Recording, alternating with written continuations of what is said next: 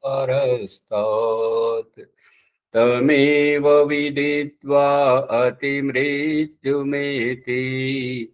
नान्यः पन्था विद्यते येनाय नान्यः पन्था विद्यते येनाय। ఓం శాంతి శాంతి శాంతి ఓం. ఈ యొక్క సత్యార ప్రకాశం అధ్యాత్మ సత్సంగానికి వచ్చేసినటువంటి వారందరికీ నమస్తే, స్వాగతం, సుస్వాగతం.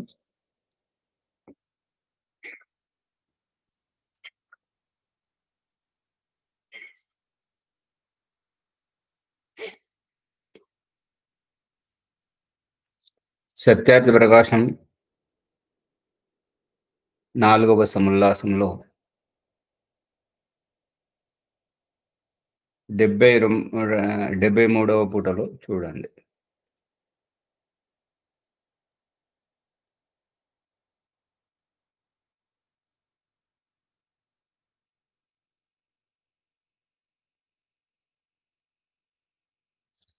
ఏనాస్య పితరో యాత ఏన యాతాః పితామహాః తేన యాయాత్ సతాం మార్గం తేన గచ్చన్ న రిష్యతే. మనుస్మృతి 4వ అధ్యాయము 178వ శ్లోకం.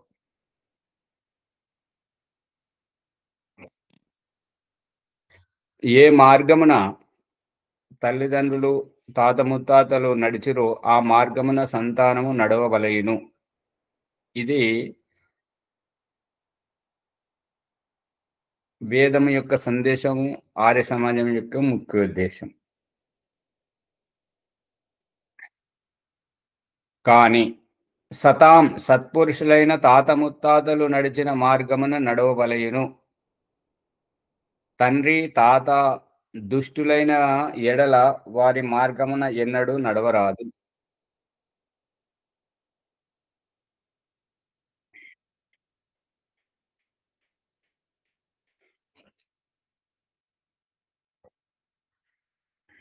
ఏలయన ఎట్లనంటే ఉత్తములు ధర్మాత్ములు అయినటువంటి వారి మార్గమున నడిచినచో దుఃఖమెన్నడును కలగదు. దీనిని అంగీకరించువా లేదా?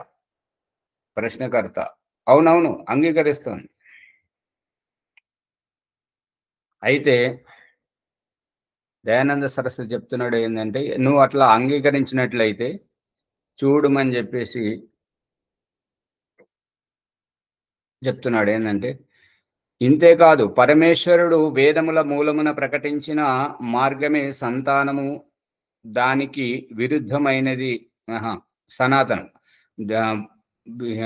చూడు, ఇంతేకాదు పరమేశ్వరుడు వేదముల మూలమున ప్రకటించిన మార్గమే సనాతనము, దానికి విరుద్ధమైనది సనాతనము ఎన్నడూను కాదు. వేదం చెప్పింది సనాతనం. వేదం చెప్పింది ఎందుకు సనాతనము అని అంటే, సృష్టి ఆరంభం నుంచి కొనసాగుతూ వస్తున్నది కాబట్టి. అయితే ఇప్పుడు వర్తమానంలో ఉన్నటువంటి ఈ పౌరాణికము సనాతనం ఎందుకు కాదు అని అంటే, వేదము తర్వాత కాలములో పుట్టినటువంటిది. తర్వాత పుట్టినటువంటి వారికి ఆయుష్ ఎక్కువ ఉంటుందా, మొదట పుట్టిన వారికి ఆయుష్ ఎక్కువ ఉంటుందా అనేటువంటి అభిప్రాయంతో వేదము ముందుగా వచ్చింది కాబట్టి వేదం చెప్పిందే నిజము అనేది అభిప్రాయం.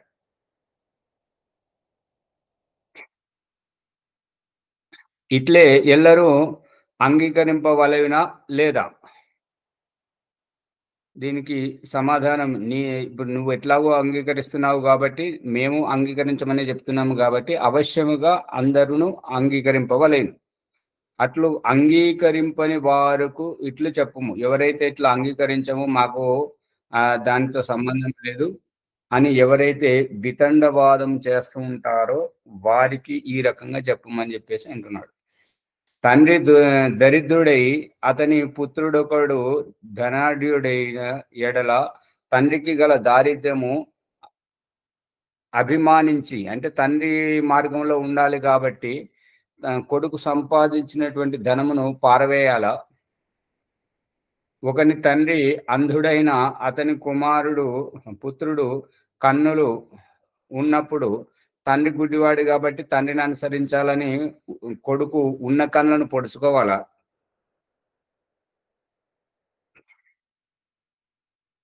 ఒకని తండ్రి కుకర్మి అయిన అతని పుత్రుడు కూడా తండ్రి కుకర్మి కాబట్టి తండ్రి మార్గంలో నడవాలని చెప్పేసి కొడుకు కూడా తన సన్మార్గాన్ని వదిలేసి కుకర్మి కావలసినదేనా? ఇటువంటి వాటన్నిటికీ సమాధానం ఏంటంటే కాకూడదు. అట్లన్నాడు, కాకూడదు. మనుషులు చేయు కర్మలలో ఉత్తమ కర్మలను మాత్రమే ఆచరించవలెను, దుష్ట కర్మలను త్యజింపవలెను. ఇట్లు చేయుట ఎల్లరికూ తప్పనిసరి. అందరూ ఇదే మార్గాన్ని అనుసరించాలి అని చెప్తున్నాడు.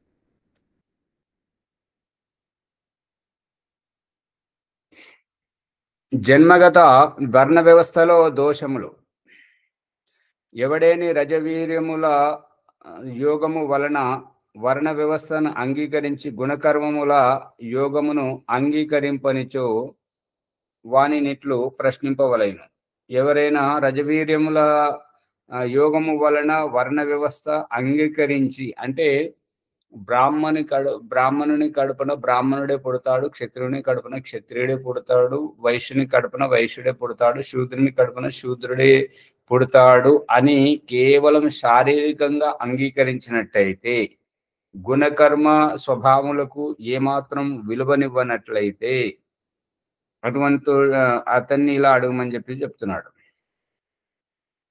ఎవడైనా ఒక వ్యక్తి తన ఉత్తమ వర్ణమును వదిలి నీచుడైన అంత్యజుడుగాను, క్రిస్టియన్గాను, మొహమ్మదీయుడుగాను మారిపోయినప్పుడు వానిని బ్రాహ్మణుడిగా ఎలా అంగీకరింపవు? స్వామి ఇది నిన్న చదివినట్టున్నారు స్వామి. అదే, ఇది అంతా అయిపోయింది, తర్వాత అర్థమైపోయింది. దీనికి సమాధానముగా అతడు బ్రాహ్మణ కర్మలను విడిచిపెట్టినాడు, ఇతర నీచ కర్మలను ఉనర్చుచున్నాడు, కావున అతడు బ్రాహ్మణుడు కాడు అనియే కదా చెప్పుదు. దీనిని బట్టి ఏమి సిద్ధమవుతున్నది? బ్రాహ్మణాదులు ఉత్తమ కర్మలను ఆచరించువాడు బ్రాహ్మణుడు అనియే కదా. మరియు నీచుల మధ్య పుట్టి ఉత్తమ వర్ణము గల అటువంటి వారు వారి గుణకర్మ స్వభావములను అలవర్చుకొనిన వారిని ఉత్తమ వర్ణము నందును ఉత్తముల మధ్యలో పుట్టి నీచ కర్మములను ఉనర్చి అతనిని ఉత్తముల మధ్యలో పుట్టి నీచ కర్మములను ఉనర్చేటువంటి వారిని నీచ వర్ణమునందును తప్పక లెక్కింపవలెను. ఇది సిద్ధాంతం. దీని మీద ప్రశ్నకర్త ప్రశ్నిస్తున్నాడు ఏంటంటే, బ్రాహ్మణోస్య ముఖమాసీత్ బాహు రాజన్య కృత ఊరు తదస్య యద్వైష పద్భ్యాం శూద్రో అజాయత. యజుర్వేదము 31వ అధ్యాయం 11వ మంత్రం. దీని అర్థం ఏంటంటే, బ్రాహ్మణుడు ఈశ్వరుని ముఖము నుండి, క్షత్రియుడు బాహు భుజముల నుండి, వైశ్యుడు ఊరు అంటే ఈ తొడల భాగం నుంచి, శూద్రుడు పాదముల నుండి పుట్టినాడు. కావున ముఖము బాహువు వంటి వాటిని కాదని బాహువాదులు కాని, ముఖము బాహువాదులు కాని, బాహువాదులు ముఖము కాని కాజాలనట్లు బ్రాహ్మణుడు క్షత్రియుడు గాని, క్షత్రియాదులు బ్రాహ్మణుడు గాని కాజాలరు. ఇది ప్రశ్నకర్త యొక్క అభిప్రాయం. ఏమంటున్నాడంటే, ఈ యజుర్వేదం మంత్రం ప్రకారం, ఈ వేదమైతే భగవంతుడే ఉపదేశించాడు కదా, ఇది మన మానవ కల్పితం కాదు కదా. ఇప్పుడు మానవ కల్పితం అయితే మీరు తప్పు పట్టారు. ఇప్పుడు మరి వేదమంత్ర ప్రమాణమే ఉన్నది. వేదమంత్ర ప్రమాణం ఏంటంటే, బ్రాహ్మణో అస్య ముఖమాసీత్, బ్రాహ్మణుడు భగవంతుడి యొక్క నోటి నుంచి పుట్టాడు, క్షత్రియుడు బాహుభుజముల నుండి, ఈ యొక్క వైశ్యుడు ఊరు అంటే ఈ తొడల భాగం నుంచి, ఈ పాదముల నుంచి శూద్రుడు పుట్టాడు. ఇప్పుడు బ్రాహ్మణుడు క్షత్రియుడు ఎట్లయితే కాడో, ముఖము బాహువులెట్లుగా ఆ రకంగానే కాజాలవు, బాహువులు ముఖము కాజాలదు. ఈ తొడలు అంటే ఉదరము భుజములు కాజాలవు, భుజములు పాదములు కాజాలవు. ఏ రకంగానైతే మన శరీరంలో దేవుడు చూపిస్తున్న దృష్టాంతం ప్రకారం ఇది ఒకటికొకటి ఏ రకంగానైతే కాదో, మరి బ్రాహ్మణుడు క్షత్రియుడు ఎట్లా అవుతాడు, క్షత్రియుడు బ్రాహ్మణుడు ఎట్లా అవుతుంటాడు, శూద్రుడు అన్య వర్ణస్థుడు ఏ రకంగా అవుతుంటాడు, అది ఎలా సాధ్యం అని దయానంద సరస్వతిని ప్రశ్నకర్త ప్రశ్నించాడు. దానికి సమాధానం చెప్తున్నది ఏంటంటే, ఈ మంత్రమునకు నీవు చేసిన అర్థము సరికాదు. కారణం ఏమంటే, ఈ మంత్రమున పురుషుని నిరాకార వ్యాపక పరమాత్మని అనువృత్తి కలుగుచున్నది. ఈ మంత్రములో పరమ పురుషుడైనటువంటి నిరాకార పరమేశ్వరుని పరమాత్మని యొక్క అనువృత్తి అంటే సంబంధం ఏర్పడుతున్నది. అనువృత్తి అంటే పైనుంచి కిందికి ప్రభావం. ఇప్పుడు ఏంటంటే నరేంద్ర మోడీ ఎక్కడ పుట్టాడో, ఇప్పుడు ప్రస్తుతం అధికారంలో ఉన్నా ఎక్కడున్నాడో గాని, ఇప్పుడు మనం ఉన్నటువంటి ఈ మారుమూల ప్రాంతానికి కూడా అతని ఆధీనంలోనే ఉన్నది అని అభిప్రాయం. కాబట్టి పరమాత్ముడు నిరాకారుడు కావున అతనికి ముఖాభ్యంగములు ఉండనేరవు. ఇప్పుడు నరేంద్ర మోదీ గారు ఎక్కడ పుట్టారో, ఆయన ఏ రకంగా ఉన్నాడు, ఇప్పుడే పరిస్థితులు ఉన్నాడో దానికి మనకు ఏం సంబంధం లేదు. ఆయన అధికారంలో ఉన్నాడు కాబట్టి ప్రధానమంత్రి ఈ పరిపాలనలో ఈ యొక్క ప్రాంతీయ భాగములన్నీ ఉన్నవి అని చెప్పేసి మనం భావించినట్లే, ఈ యొక్క పరమేశ్వరుడికి ముఖము వంటి అంగములు ఉండవు, అతనికి రూపమే లేదు. కాబట్టి ఈ అంగములు ఉండనేరవు. ముఖము వంటి అంగములు గల పురుషుడు వ్యాపకుడు కాజాలడు. శరీరం ఉన్నప్పుడు ఏంటంటే, ఇంట్లో ఉంటే బయట ఉండవు, బయట ఉంటే ఇంట్లో ఉండవు. ఏ రకంగా శరీరం ఎక్కడుంటే అక్కడ ఏకదేశీయం అనిపిస్తుంది కానీ సర్వవ్యాపకత్వం అనిపించదు. కాబట్టి ఈ యొక్క మీరు ఏవైతే మన మానవ దేహ అంగములను మీరు పరమేశ్వరునిగా చెప్తున్నారో అది సరైనటువంటి అభిప్రాయం కాదు. ఈ రకంగా వ్యాపకుడు కాకుండా ఏకదేశీయంలో ఉన్నటువంటి అతడు సర్వశక్తిమంతుడు, జగత్కర్త, ధర్త అంటే ధారణకర్త, ప్రళయకర్త, మళ్ళా చివరికి విచ్ఛిన్నం చేయువాడు కాజాలడు అనమాట. ప్రళయాన్ని జాలడు. జీవుల పుణ్యపాపముల వ్యవస్థాపకుడు కాజాలడు. ఎందుకు అంటే, ఏ రకంగానైతే జీవుడు ఒక శరీరం మట్టుకే పరిమితమై ఉంటాడో, దేవుడికి కూడా మీరొక శరీరాన్ని చూపిస్తున్నారు కదా, ఆ శరీరం వరకే పరిమితమైనప్పుడు ఇంకొకరి శరీరంలో జరిగేటువంటి వాటికి పాపపుణ్యాలకు కర్మఫలం ఎలా ఇవ్వగలడు? ఇద్దరు అల్పజ్ఞులే, ఇద్దరు ఏకదేశీయులే. కాబట్టి ఆ రకంగా ఇవ్వడానికి కుదరదు అనేది అభిప్రాయం. సర్వజ్ఞుడు, మృత్యురహితుడు మున్నగు విశేషణములు కలవాడును కాడు. ఎందుకు అంటే, దేహముతో చూపిస్తున్నారు కాబట్టి, దేహము నిన్న లేనిది ఇవాళ మీరు చూపిస్తున్నారు, రేపు అది కనుమరుగు కావాల్సిందే, నాశనము కావాల్సిందే, రూపం అనేటువంటిది తొలగిపోవాల్సిందే. ఈ దేహము అనేటువంటిది కాలముతో ముడిపడినటువంటిది. కాలము ఏం చేస్తుంటది అంటే, శరీరానికి ఆయుష్ క్షీణింపజేస్తుంటది. ఆయుష్ క్షీణింపజేస్తుంటది అంటే, మరి దేవుడు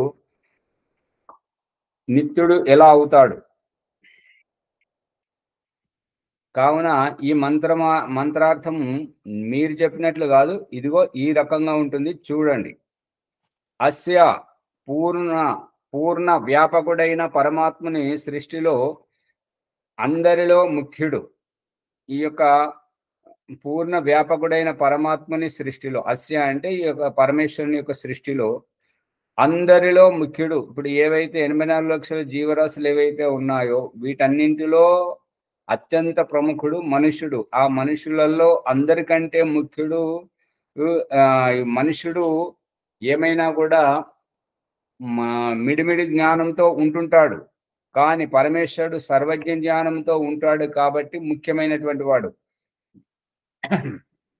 మనుషులందరూ ఒకటేనైనా నరేంద్ర మోదీ గారు మరియు ద్రౌపది ముర్ము గారు ఏ రకంగానైతే వర్తమానంలో ప్రముఖులో, ఆ విధంగా పరమేశ్వరుడు ఈ జీవరాశులలో అన్నింటికెల్లా అత్యంత ప్రముఖుడైనటువంటి వాడు.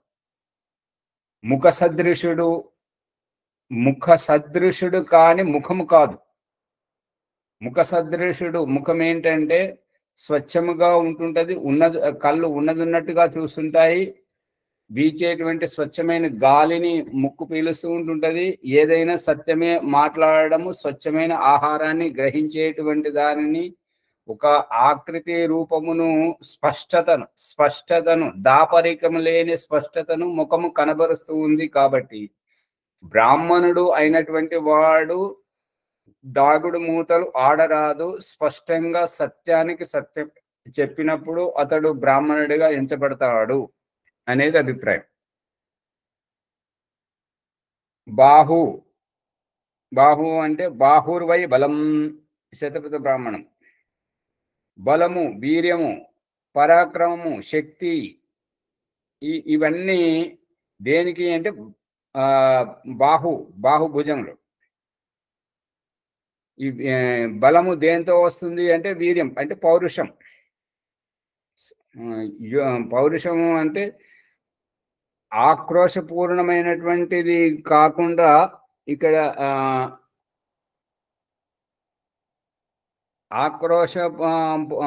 ఆక్రోశం కాకుండా శక్తి ప్రదర్శన. బలము అంటే శక్తి ప్రదర్శన. వీర్యం అను వానికి బాహువులని పేరు.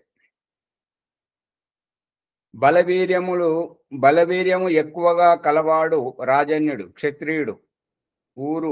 ఊరు అంటే తొడలు. కటి భాగమునకు క్రింద మోకాళ్లకు పైన నుండి భాగము. ఊరువుల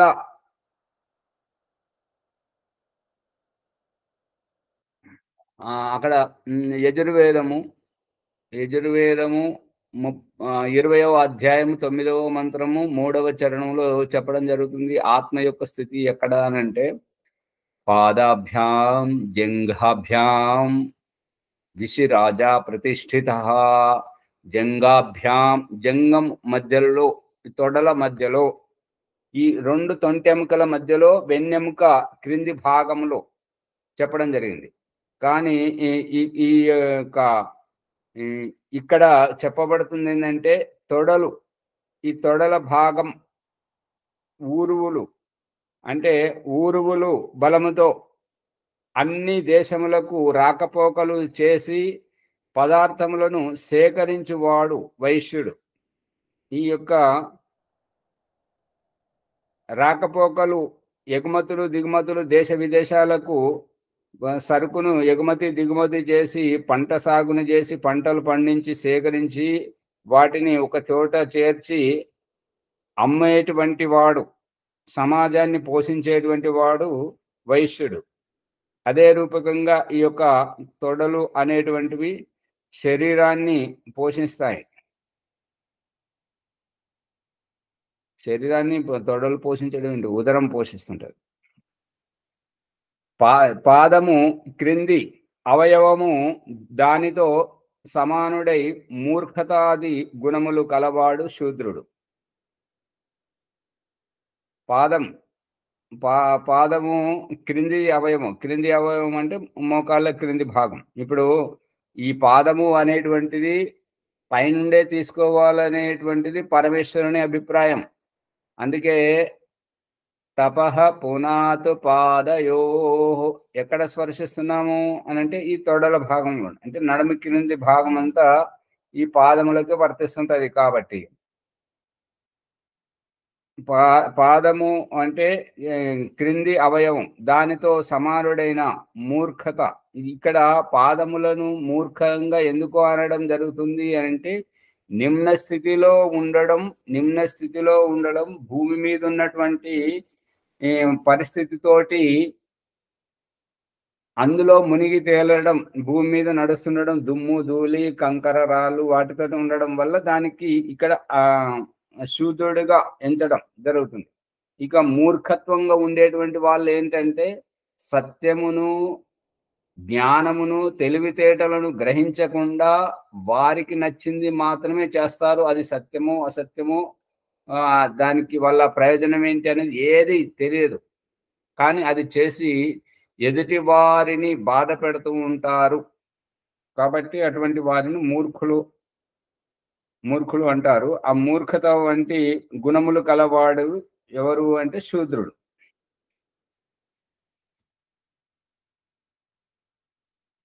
శూద్రుడు పేదరికంతో శూద్రుడు కాదు. చదువు సంధ్యలు లేక తన బుద్ధిని వినియోగించుకోక ఉండడం వల్ల అతని బుద్ధిని ఇంకొకరు వినియోగించుకుంటారు. అంటే వేరే వారి దగ్గర బానిసగా ఉంటాడు. అతన్ని శూద్రుడు అంటారు. కానీ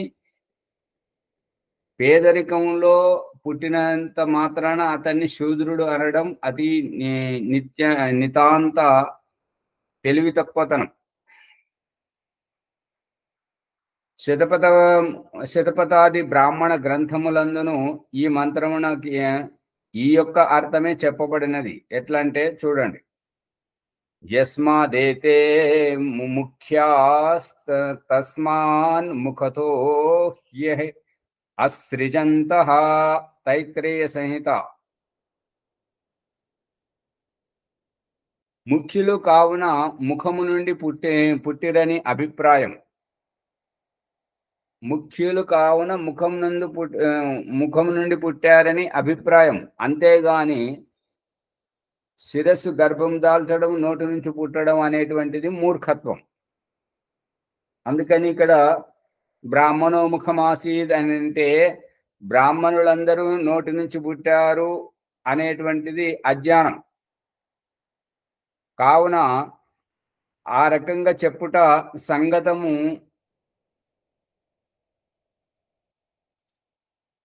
శరీరావయవములలో ముఖము శ్రేష్టము.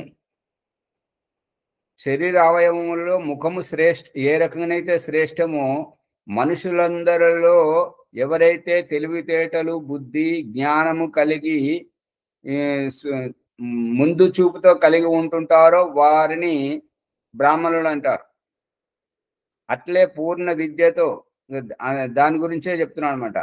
అందు గురించి ఏ రకమైతే శరీరంలో ముఖ్య భాగం ఈ యొక్క ముఖము ఏ రకంగానైతే ఉంటుంటుందో, మనుషులలో పూర్ణ విద్యతో ఉత్తమ గుణకర్మ స్వభావములతో కూడిన వాడు అగుట వలన మనుష్య జాతిలో ఉత్తమునుడు బ్రాహ్మణుడని చెప్పబడను.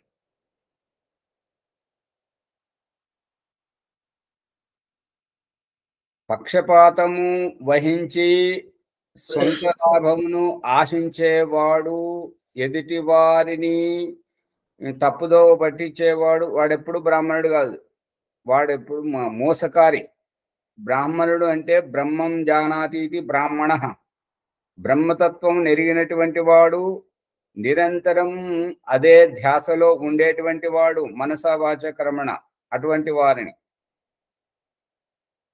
వేదం చదివేవాడు, చదివించేవాడిని బ్రాహ్మణుడు అంటారు. పరమేశ్వరుడు నిరాకారుడు అగుట వలన ముఖాది అంగములే లేనప్పుడు ముఖాదుల నుండి ఉత్పన్నమగుట అసంభవము. పరమేశ్వరుడు యజుర్వేదము 40వ అధ్యాయం 8వ మంత్రములో సా పరియగా చుక్రం అకాయం అకాయం అవ్రణం అస్నావిరం శుద్ధం అపాపవిద్ధం కవిర్ మనీషి పరిభూ స్వయంభూ యాథా తత్యతో అర్థాన్ విదధు శాశ్వతీభ్యః సమాభ్యః అకాయం అస్నావిరం. నరనాడులు ఈ యొక్క అస్నావిరం స్నావ ఈ యొక్క ధమనులు నాడులతో రహితమైనటువంటి వాడు. అకాయం శరీరరహితుడు. అటువంటి పరమేశ్వరుడు శరీరరహితుడు అని అన్నప్పుడు అతనికి ఈ ముఖము అని చెప్పేసి మనము ఈ యొక్క దైహికమైనటువంటి పార్థివ శరీరం యొక్క ముఖమును చూపించి భ్రమింపజేయడం అది సరైనటువంటిది అభిప్రాయం కాదు అని చెప్పడం జరుగుతుంది. స్వామి చెప్పండి స్వామి. ఇప్పుడు ఇందాక మనం చెప్పుకున్నటువంటి సపరి అగాత్ అనేటటువంటి మంత్రంలో ఫస్ట్ లోనే అతడికి అకాయం అని భగవంతుడు చెప్తున్నాడు కదా. అకాయం అంటే ఇంకా శరీరం లేదు. మళ్ళీ దాని తర్వాత ఈ నాడులు లేవు అని చెప్పడం అది ఎట్లా సార్? ముందే శరీరమే లేదని చెప్పేసినాక ఇంకా నాడులు లేవు అని మళ్ళీ ప్రత్యేకంగా దాన్ని స్పందించడం. ఆర్కెస్ట్రా కవి ఏమంటున్నానంటే హిందీలో ఉంది, नस नाड़ी का जाल बिछाया ఆత్మా को उसमें दिखलाया అనేటువంటి అభిప్రాయం కలిగినటువంటి వాడు. ఏ రకంగా అయితే, అంటే మీరు అడిగిన ప్రశ్నకి ఇది సమాధానం కాదు, కానీ ఈ రకంగా ఊహించేటువంటి వారు మన మానవ దేహాన్ని సూయి ధాగాన హాతులగాయ మానవ చోళ అజబు బనాయ అనేటువంటి వారు ఊహించుకునేటువంటిది ఏంటంటే ఈ దేహపరమైనటువంటి వ్యాఖ్యానమే పరమేశ్వరునికి అవతారవాదాన్ని సిద్ధింపజేయడానికే ఇవన్నీ వ్యాఖ్యలు. కానీ మూలములో మాత్రం అకాయం అని అక్కడ చెప్పినప్పుడు ఇంకా వేరేది ఏమి అక్కర్లేదు. కానీ కానీ మీరు అడిగిన ప్రశ్న సమాధానం ఏంటంటే, నసనాడి ఈ అస్నావిరం అవ్రణం, అస్నావిరం అంటే స్నాయువులు లేనటువంటి స్థితి. ఈ యొక్క స్నాయువులు లేనప్పుడు, కాయమే లేనప్పుడు ఒక్కొక్క దానికి వర్తిస్తుంటది అనమాట. ఒక్కొక్క అనువృత్తి. ఇప్పుడు ఇందాక దయానంద సరస్వతి చెప్తున్నాడు కదా, ఈ పైనుంచి ఈ యొక్క మంత్రంలో పరమాత్మ అనువృత్తి వర్తిస్తున్నదని చెప్పేసి అంటున్నాడు కదా. అదే విధంగా ఈ అకాయం అనేటువంటిది అన్నింటికి వర్తిస్తుంది.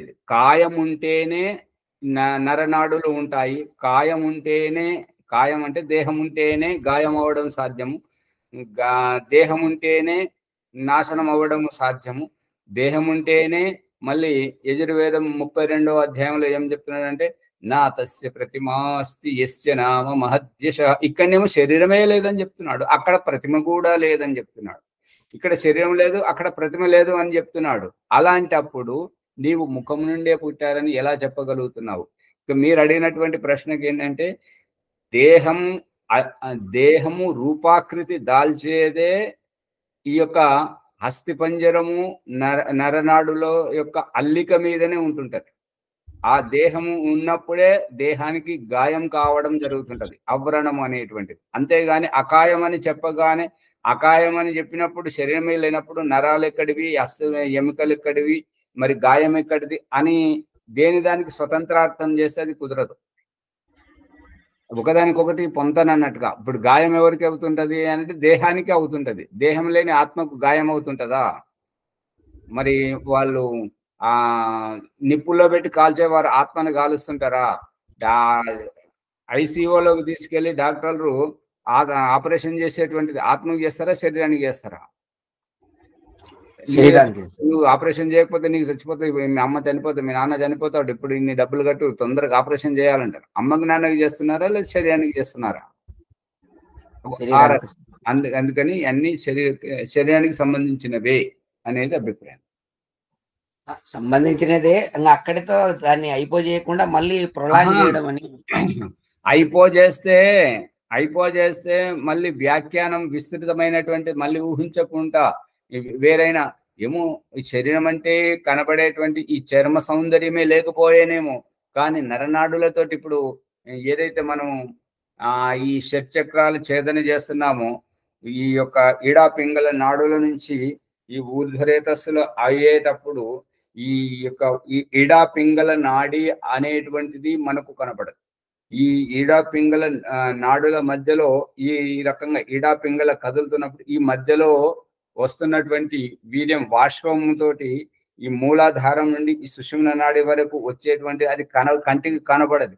ఆ రకంగా ఏమైనా ఉన్నాయేమో, ఎందుకంటే మన మానవ దేహంలోనే ఇంత వ్యాఖ్యానం చేస్తున్నప్పుడు ఆ యొక్క అండపిండ బ్రహ్మాండమునంతా తనలో ఇముడ్చుకున్నటువంటి ఆ పరమేశ్వరునికి ఈ రకంగా ఏమైనా ఉంటాయేమో అని ఎవరైనా ఊహించుకొని తప్పుదారి పట్టేటువంటి ఆస్కారం ఉన్నది కాబట్టి దానికి సమాధానం.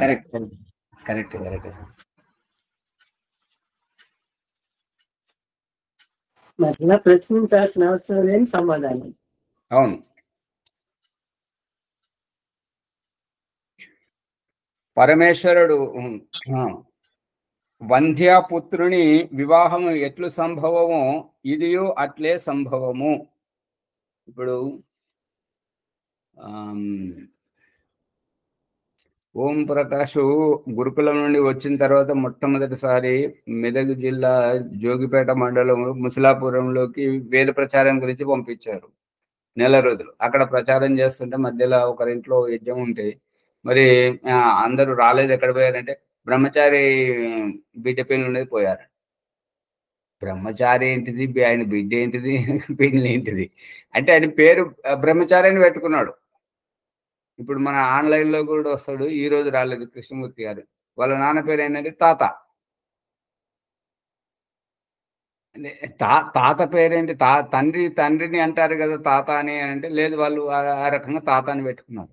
వాళ్ళ తల్లిదండ్రులు పెట్టినటువంటి పేరుకు తాత అంటే తండ్రికి తండ్రి అని కాదు, ప్రియమైన వాడు. తాత అంటే సంస్కృతంలో అత్యంత ప్రియమైనటువంటి వాడు అని అర్థం. అందుకని అది కఠోపనిషత్తులో కూడా తాత అని సంబోధన చేస్తాడు తండ్రిని స్వామి. హే తాత. నచికేతుడు తన తండ్రిని తాత అంటాడు. అవును, ఓ అత్యంత ప్రియమైన వాడా. ఇది అంతకంటే ప్రియమైన వాళ్ళు ఇంకొకరు లేరు అన్నట్టుగా తాత అంటే.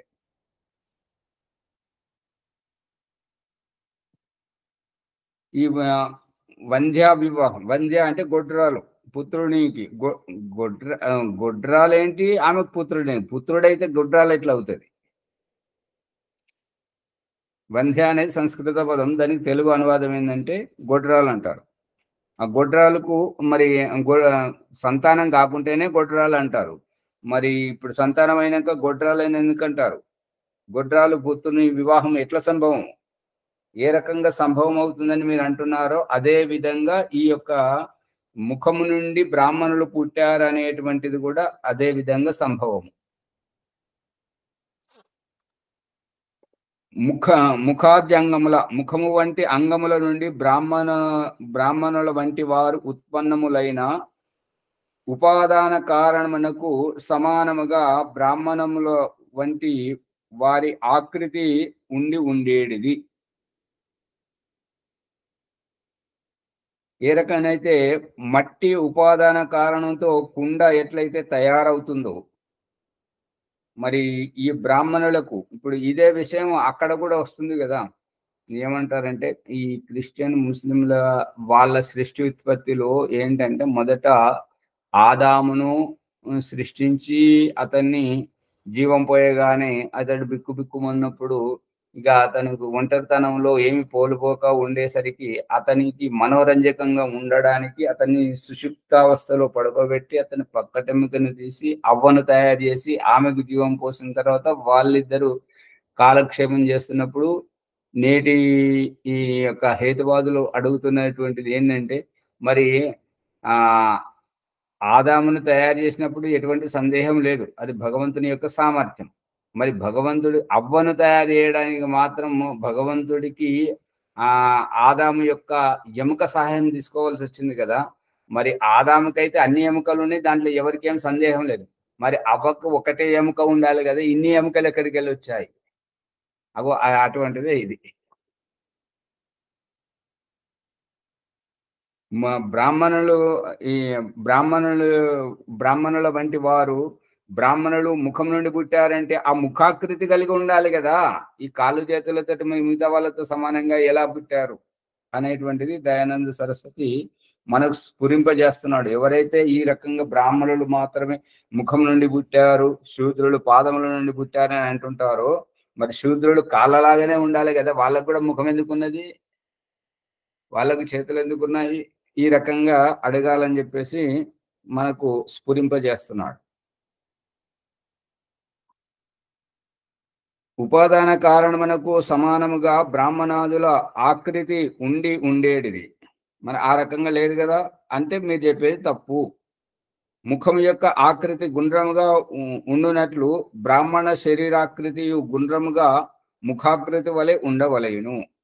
క్షత్రియుల శరీరము బాహు సదృశము పొడువుగా చేతుల్లాగా ఉండాలి, కానీ అలా లేదు. వైశ్యుల శరీరము ఊరువుల అంటే తొడల మాదిరిగా ఉండాలి, తొడల సదృశం ఉండాలి, కానీ ఆ రకంగా లేదు.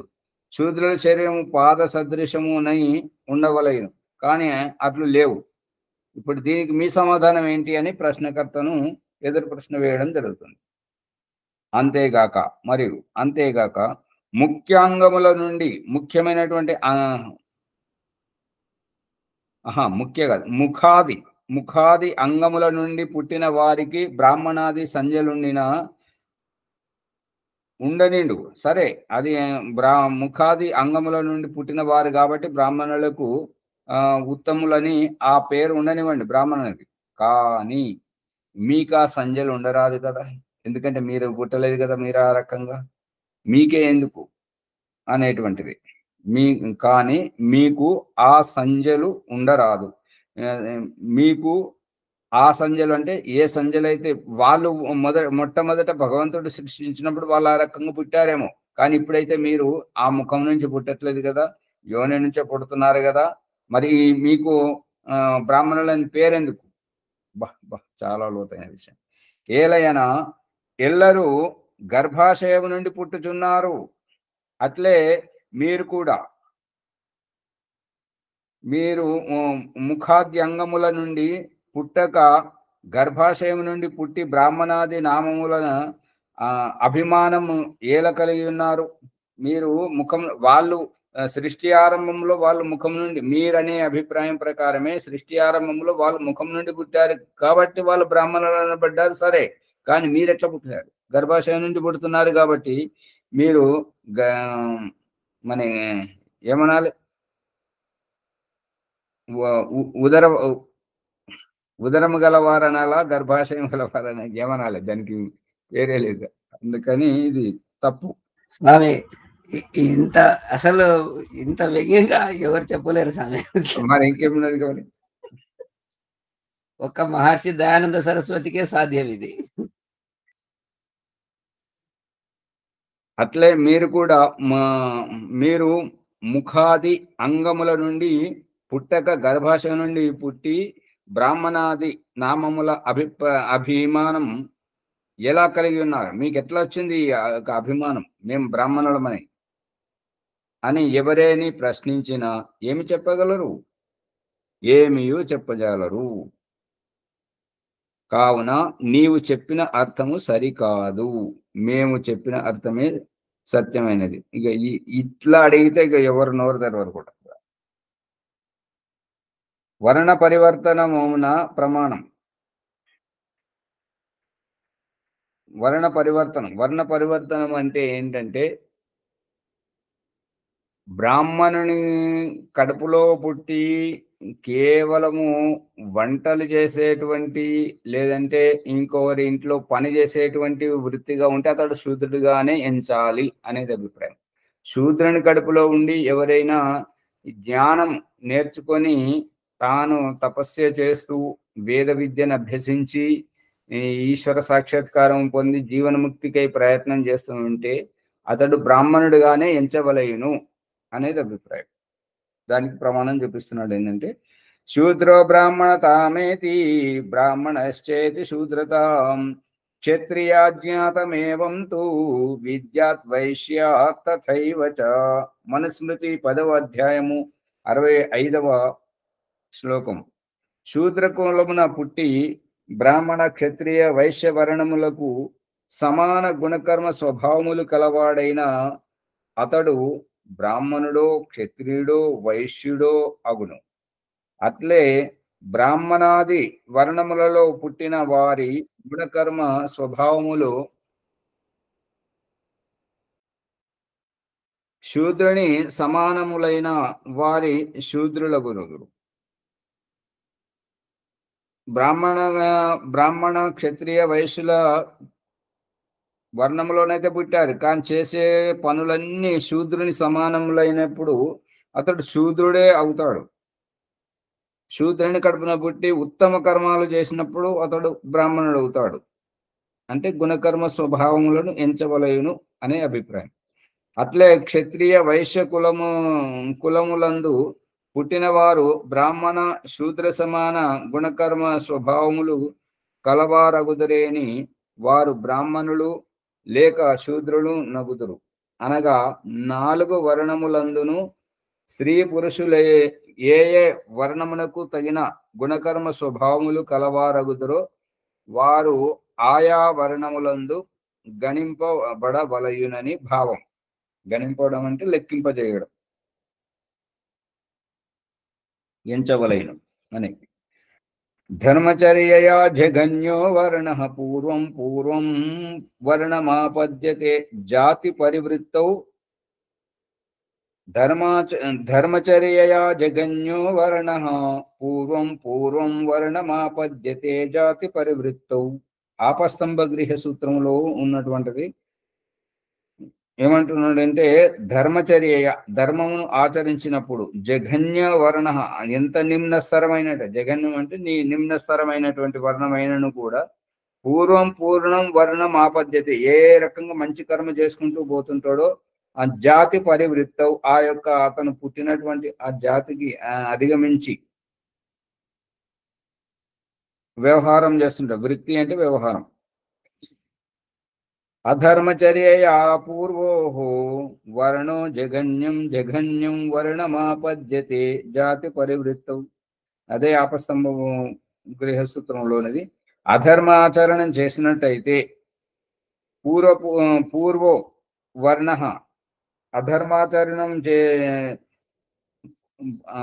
అధర్మాచరణం చేస్తున్నటువంటి అతను ఏ దేంట్లో పుట్టినా సరే ఆ పుట్టినటువంటి పూర్వవర్ణం ఏంటంటే జఘన్యం జఘన్యం అంటే ఎంతెంత ఘోరమైన పాపాలు చేస్తుంటాడో వర్ణం ఆపద్యతి. ఇప్పుడు బ్రాహ్మణులలో పుట్టి శారీరక పౌరుషంగా ఉంటే అదొక జఘన్యం, అందుకని ఒక మెట్టు దిగడం.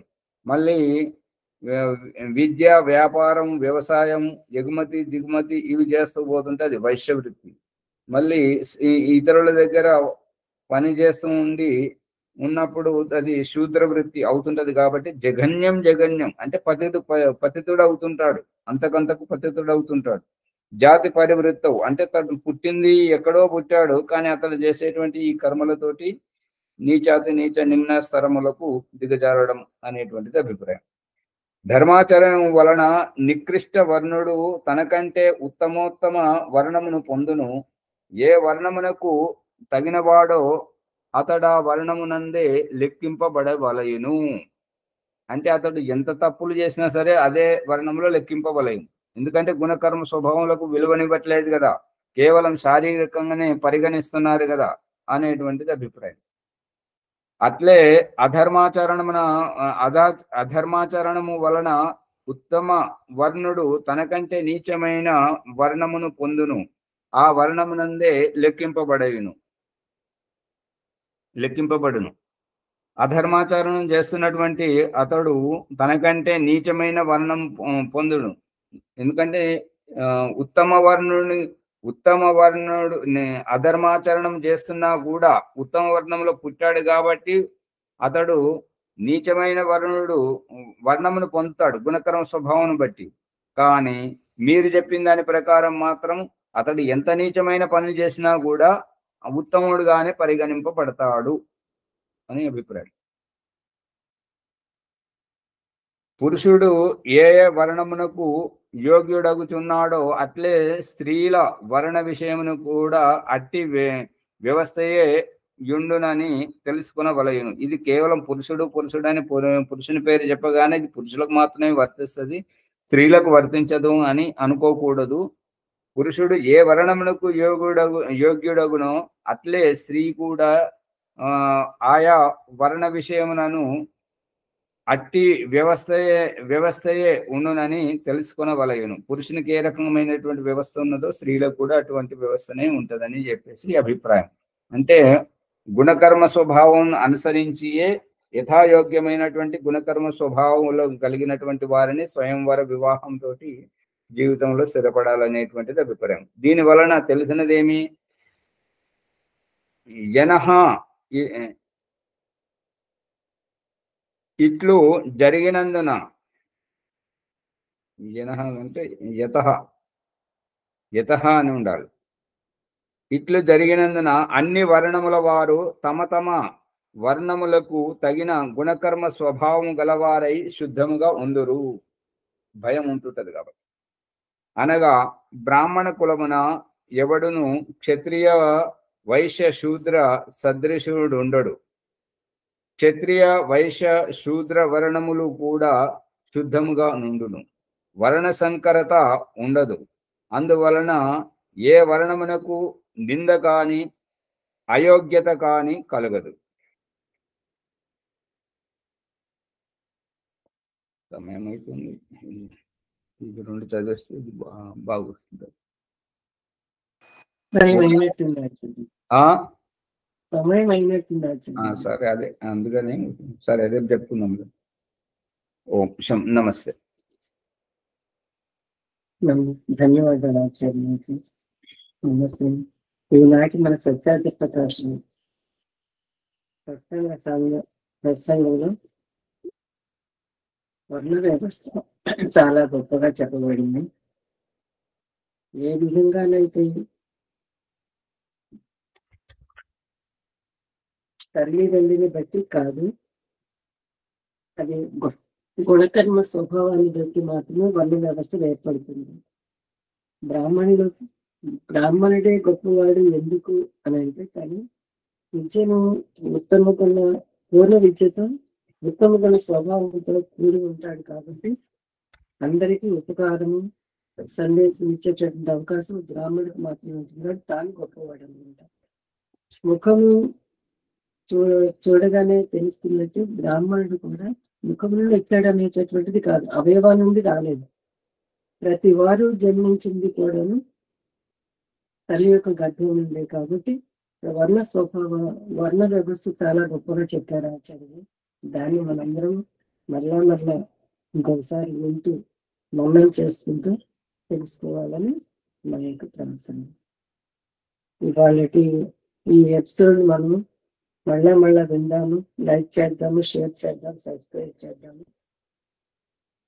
అందరము గుర్తించి విషయాలు గ్రహించినప్పుడు మాత్రమే ఆచార్య మనకి ఇచ్చినటువంటి గొప్ప సందేశాన్ని అందుకొని మనం కూడా కొంచెం ముందు ప్రయత్నం చేయాల్సే అవకాశం ఉంటుందని నా యొక్క అభిప్రాయం. దీన్నే కోరుకుంటున్నాను. ఇవాళకి సంధ్య విజయలక్ష్మి గారు లేరు కాబట్టి ఎవరైనా చేపిస్తారండి? నేను చేయించానండి. చేయించండి. ఇవాళ నాదేననుకుంటా. చేయించండి.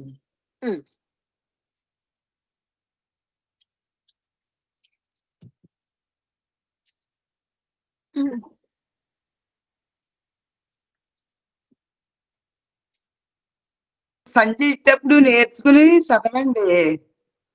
ఏం పేరు? విజయదుర్గ గారు, మరి ఏం పేరు? ఏంటండి? తప్పు వస్తుంది. నేర్చుకుని బాగా చదివి అప్పుడు అభ్యాసం చేసి చదవండి, బాగుంటుంది. ఏది అంటే మంత్రార్థంగా కూడా కొంచెం ఇబ్బందిగా ఉంటుంది కదా, కొంత బాగుండాలి కదా. ఇలా చదువుతున్నారు ఏంటి అనుకోకూడదు.